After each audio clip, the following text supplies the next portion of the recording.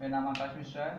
मैं आपको ट्रिग्नोमेट्री के क्वेश्चन बताऊंगा। ट्रिग्नोमेट्री बेसिक क्या होती है वो पहले बताऊंगा, उसके बाद नेक्स्ट वीडियो में हो सकता है मैं क्वेश्चन डालूंगा क्योंकि वीडियो थोड़ा लार्ज हो जाता है। तो ट्रिग्नोमेट्री के बेसिक फंडास क्या होते हैं वो मैं बताऊंगा। ट्रिग्नोमेट्री जिसे बोलते हैं त्रिकोणमिति, जो एक एंगल पे डिपेंड हो, उस इक्वेशन कोण पे, तिर्यक कोण पे जो डिपेंड हो, उस कैलकुलेशंस को बोलते हैं ट्रिग्नोमेट्री। ठीक, अब त्रिकोणमिति में एक जो एंगल होता है वो हमेशा राइट एंगल होता है, मतलब राइट ट्रायंगल होता है, सॉरी, राइट ट्रायंगल पर डिपेंड एक कैलकुलेशन जो होती है उसको हम त्रिकोणमिति बोलते हैं। जिसमें हमको अभी त्रिकोणमिति पढ़ेंगे, उसके बाद हम त्रिकोणमिति कंप्लीट करने के बाद हम आ जाएंगे हाइट डिस्टेंस में। हाइट डिस्टेंस में हम इसको जस्टिफाई कर पाएंगे कि हम इस त्रिकोणमिति को क्यों। बहुत लोग ये बोलते हैं ना कि त्रिकोणमिति का यूज क्या है। त्रिकोणमिति का सबसे बड़ा यूज क्या है, हमें हाइट एंड डिस्टेंस के क्वेश्चन सॉल्व कर लेना। हम जब ट्रिग्नोमेट्री के बेसिक क्वेश्चंस पढ़ेंगे उसके बाद ही हम इसके हाइट एंड डिस्टेंस के क्वेश्चन लगा पाएंगे। और हाइट एंड डिस्टेंस का हमारा डेली यूज में भी यूज करते हैं, डेली रूटीन में भी, तो इसलिए हमें ट्रिग्नोमेट्री को जानना बहुत इंपॉर्टेंट है। ठीक है, तो हम ट्रिग्नोमेट्री बेसिक पे आते हैं। ट्रिग्नोमेट्री राइट एंगल पे डिपेंड होती है। राइट ट्रायंगल पर डिपेंड एक कैलकुलेशन है, इसको त्रिकोणमिति बोलते हैं। जैसे हमने एक आपके सामने राइट एंगल बना रखा है ए बी सी, जिसका हमने नाम दिया है, जैसे 3 बिंदु है, बी 90 डिग्री है।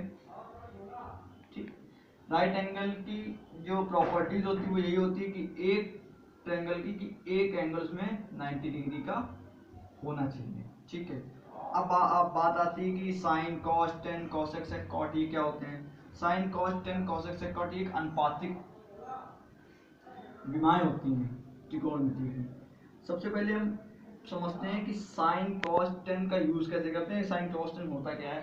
तो त्रिकोणमिति में जैसे हमने एक एंगल बनाया, राइट एंगल बनाया, ठीक, इस ट्रायंगल का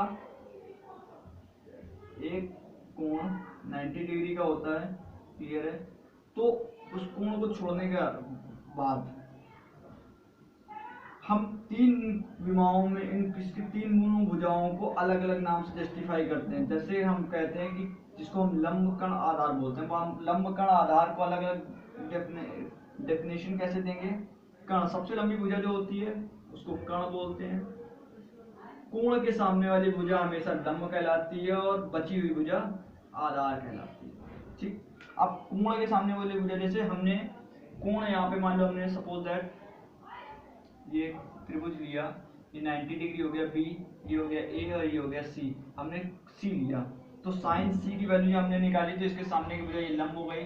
जब हमने यहाँ पे साइन ए की वैल्यू निकाली, sine cos tan cos sec cot, जिसकी भी ए की वैल्यू निकालेंगे तो इसके सामने की भुजा लंब हो जाएगी और ये शेष भुजा आधार हो जाएगी, ये हो गया कण। इस चीज को हमें समझना है। अब हम बात करते हैं ये जो साइन कॉस टेन अनुपात हैं इनकी वैल्यू क्या होती है। जैसे हमने शायद सुना हो बच्चों ने, मोस्टली लोग बोलते हैं, तो एक बेसिक फंडामेंटल होता है लाल बटे का।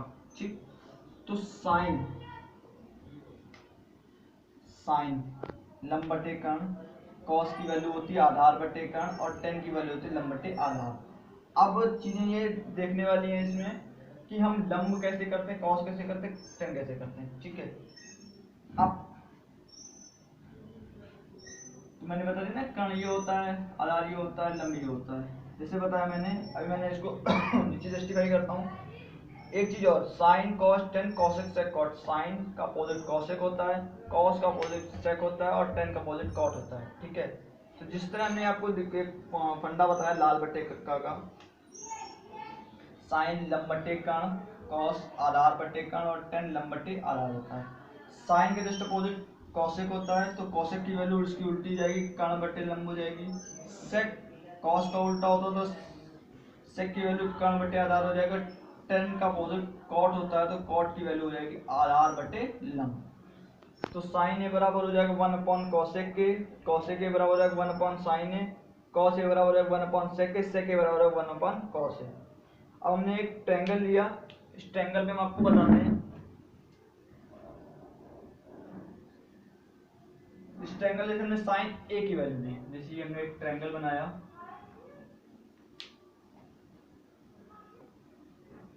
साइन ए, साइन ए बराबर हमने बताया 1/cos। अब साइन ए की वैल्यू निकालते हैं। साइन ए मैंने आपको बताया था सबसे बड़ी भुजा जो होती है वो कर्ण कहलाती है। हम ए के लिए ले रहे हैं तो ए के सामने वाली भुजा लंब कहलाएगी और ये बच्चा सी के सामने वाली भुजा ये बची ये आधार कहलाएगी। ठीक है, तो साइन ए बराबर हमने दिया, देखिए लंब बटे कर्ण होता है तो लंब हो गया आपका ये, कर्ण हो गया ये BC बटे AC। ठीक है, क्लियर हो गया, ये साइन ए की वैल्यू आ गई। नेक्स्ट आते हैं कॉस ए। कॉस ए बराबर हमने दिया था ए बटे के मतलब आधार बटे कर्ण। आधार यहाँ पे क्या दिया गया है, आधार दिया गया ए बी और कर्ण क्या दिया गया AC, ये हो गया। ठीक, टेन ए बराबर होता है लंब बटे आधार, लंब बटे आधार। टेन ए बराबर दिया BC बटे ए बी ऐसा। अब अगर हम यहीं पे C की वैल्यू ले लेते हैं, साइन C cos C और tan C, तो ये इसकी वैल्यू में क्या हो जाएगा, जब हमने C की वैल्यू ली तो C के सामने की भुजा लंब और इसके बची भुजा आधार हो जाएगी। जब तो मैं यहाँ लिख देता हूँ साइन C बराबर होगा लंब बटे कर्ण। कर्ण हमारा नहीं चेंज होगा, कर्ण AC रहेगा, लंब आपका चेंज हो गया, क्या हो जाएगा AB हो जाएगा, BC की जगह AB हो जाएगा। cos C की वैल्यू क्या हो जाएगी, आधार बटे कर्ण। आधार आपका क्या हो जाएगा चेंज, BC बटे AC, BC बटे AC। टेन ए बराबर होता है लंब बटे आधार, लंब हो गया आपका ये AB बटे आधार क्या हो गया BC। ये हो गई आपकी C के साथ वैल्यू। अभी जो बताई थी वो A की वैल्यू थी। अब आपको देखना मैंने यहाँ A के लिए वैल्यू लगा रखी है। ठीक है, तो साइन A की वैल्यू दी गई BC बटे AC, तो कॉसेक A हमने आपको ऊपर बताया था, कॉसेक A जो होता है वो साइन A का अपोजिट होता है। तो 1/sin A, तो 1/sin A का मतलब कर्ण बटे आधार, या इसको हम डायरेक्ट ये भी लिख सकते हैं AC बटे BC, ये नीचे और ये ऊपर AC बटे BC। कॉसेक A इसका अपोजिट होता है 1/cos A, sec A sorry, तो इसमें लिख लेंगे इसका जब अपोजिट कर देंगे AC बटे AB, ये हो गया। tan A का अपोजिट cot A होता है। ठीक है, तो cot A बराबर 1/tan A और AB बटे BC, यहाँ AB बटे BC हो जाएगा। क्लियर। अब इसी में अगली जो कॉन्सेप्ट आता है वो आपका आता है पाइथागोरस प्रमेय। यही प्रमेय आपकी आगे चल के हाइट एंड डिस्टेंस में काम आती है। ठीक है, पाइथागोरस प्रमेय क्या होती है, पाइथागोरस प्रमेय एक राइट ट्रायंगल पर बनती है। त्रिकोणमिति पूरी राइट ट्रायंगल पर होती है। इस प्रमेय के द्वारा हम कहते हैं किसी कर्ण पर बना वर्ग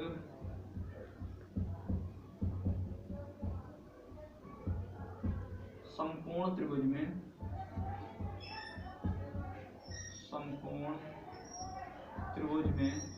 कर्ण पर बना वर्ग शेष दो भुजाओं पर बने वर्ग के योग के बराबर होता है। मैंने आपको बताया था कर्ण ये है, हम कोण A लेंगे तो लंब हो जाएगा, आधार हो जाएगा। ठीक है, कर्ण पर बना वर्ग शेष दो भुजाओं पर बने वर्गों के योग के बराबर होता है। तो हमारे लिए कर्ण क्या हो गया, AC का स्क्वायर बराबर शेष दो भुजाएं। हम ये नहीं कह रहे कि लंब और आधार अलग अलग ना, शेष दो भुजाएं, चाहे वो आधार हो पहले रख लो या BC, ये बने वर्गों के योग के बराबर होता है। ठीक है, कोई डाउट? तो ये हो गई आपकी पाइथागोरस प्रमेय। पाइथागोरस प्रमेय का यूज क्यों करा जाता है, जैसे हमने क्या हुआ कई बार क्वेश्चंस में क्या दे देते हैं, हमें मान लो साइन A की वैल्यू दी गई, ठीक, कॉस A की वैल्यू दी गई, ठीक, मान लो साइन A की वैल्यू सपोज दैट हमको दे दी गई लंब बटे कर्ण होता है। ठीक, अब इस लंब बटे कर्ण में हमको लंब की वैल्यू दे दी गई 3 सेंटीमीटर, कर्ण की वैल्यू दे दी गई 5 सेंटीमीटर, लंब की वैल्यू दे दी गई 3 सेंटीमीटर, कर्ण की वैल्यू दे दी गई 5 सेंटीमीटर। ठीक, तो अब हमसे cos A की वैल्यू पूछ ली गई। हमें पता है कि cos A की वैल्यू होती है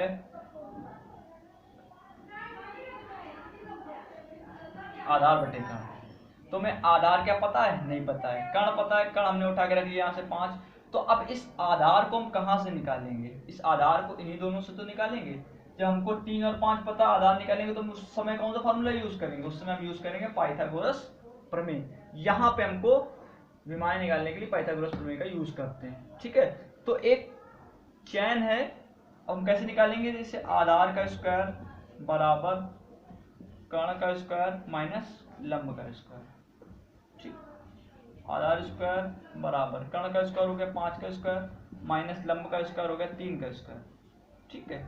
25 माइनस 9 बराबर आ गया 16, ए स्क्वायर बराबर 16, तो a is equal to √16 that's call 4 centimetre. Clear.